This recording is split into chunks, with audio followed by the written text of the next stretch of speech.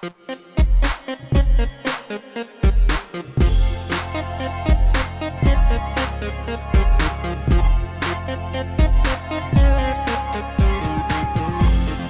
what's going on, guys? A lot of things have happened this past week with Apple and all the things they're doing in the world of technology, and I noticed that a lot of times when Apple is doing something, in the case with Samsung, it's usually counterproductive, and it happened again. They released documents stating their prototypes, and there's a bunch of images where it shows how Apple develops their products. One of the images actually has a Sony stamp on it, and what they did was they took Sony designers and asked them if they wanted to work for them. If you don't make that extra step to remove the previous company's logo on the prototype, it does speak volumes to how Apple actually develops their product. They're explaining to the court now that they were just prototypes, but it doesn't change the fact that they actually took design ideas from Sony. We know with companies this always happens. Designers will go from one company to the other, but you have to admit this is pretty embarrassing for a company that likes to think different, supposedly, and in this case that's not really thinking different. I'll put a link in the description and you can look at the pictures yourself. All these little pieces of information are coming out now. It's not just happening on its own, it's organic. It's because Apple is starting to ship with Samsung that we're learning all these new facts. Another thing brought up in the case with Samsung and Apple